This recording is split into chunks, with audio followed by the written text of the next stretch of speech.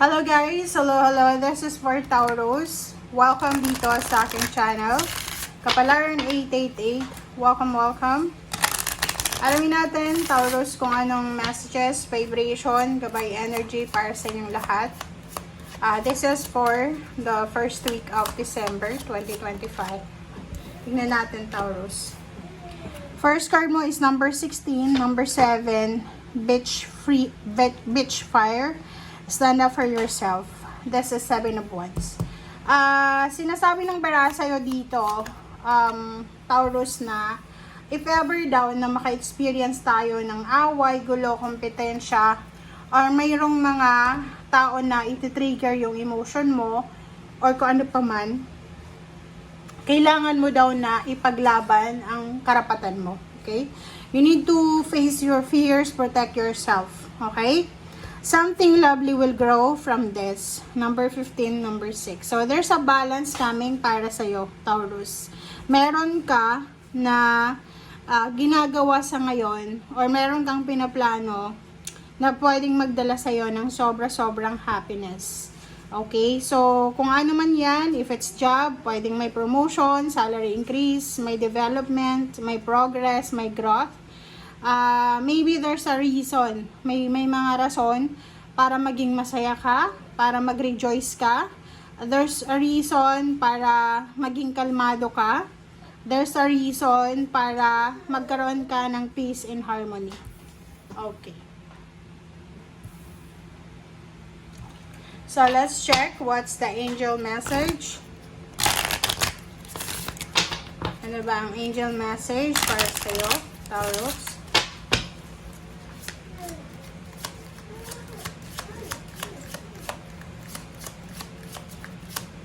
Okay. The angel message is from Isabella. Yes, Taurus. The timing is right for this new venture. A happy outcome follows your positive expectations. So, same din siya. This is the same with the garden. So, parang sinasabi ng bara sa'yo dito na nasa right timing ka. So, kung ano man tong ginagawa mo sa ngayon, are you looking for a job, career change, career move, waiting for a promotion, gusto mong magpakasal, gusto mong magpamilya, gusto mong makipaghiwalay. Lahat ng naisip mo, lahat ng gusto mong gawin, you are on the right timing. Okay? The timing is right. Sa bagong adventure na to, or sa bagong venture na to, isang napakasaya, fulfilling na outcome, positive outcome ang posibleng darating. Okay.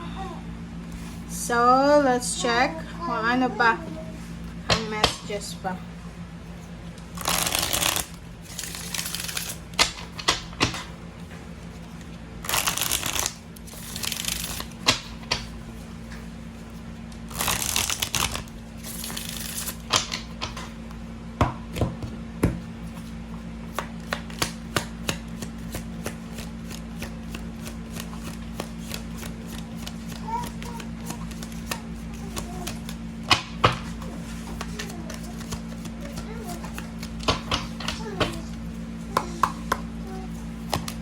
Okay, first card natin, Taurus, there's a Tower and there's a Four of Swords. So, maybe you suffered so much, okay? Nagsuffer ka siguro from emotional abuse or financial scarcity or anything na suffering siya.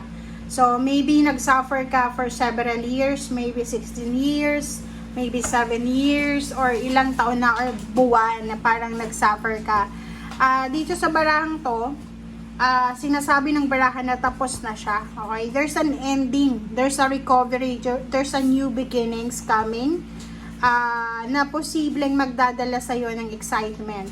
If it's love life, maybe you suffered from parang abuse, emotional abuse from your loved one. Maybe from the family. Yung parang feeling mo, ikaw na lang lahat. Sinasabi ng baraha sa'yo na for the first week ng December, there's a good news coming. This good news ay napaka-exciting siya. So, yung good news na yan ay magdadala sa'yo ng peace and harmony. Yung good news na yan ay magdadala sa'yo ng recovery, ng freedom. Okay? So, let's check.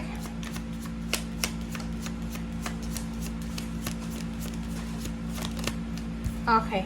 So, the Chariot. This is hard-earned success. So, yun. Resonated siya dito sa garden and from the message of Isabella sa'yo na lahat ng mga ginagawa mo, lahat ng pagpupursige mo, lahat ng sacrifices mo, lahat ng ginagawa mo ay may kapalit yan na positive outcome. And yes, this is the perfect timing para magsimula ka na. This is a perfect timing para i-continue kung ano yung dapat i-continue. Kasi mayroon yan na lahat walang sayang Yung mga sacrifices mo, yung pagmamahal mo, yung pagiging masipag mo, wala yang sayang. Okay? There's an outcome na positive na darating sa'yo. Okay?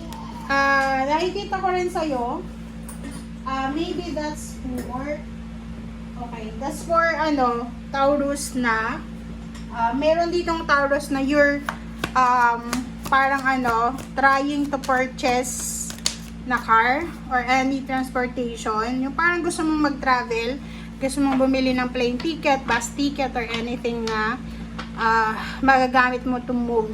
Nakikita ko sa'yo dito na there's a possibility na may idea ka sa linggong ito na makukuha ko to. Okay? Okay, so next card natin is High Priestess. So, huwag tayong matakot. Huwag tayong matakot sa kung ano man na nangyayari sa ngayon. If ever na, halimbawa, gusto mo may gusto ka pero hindi nangyayari, just let it flow. Okay? Let it go. Hayaan mo lang kasi maybe that's not the perfect time para ganyan. Para sa ganyan.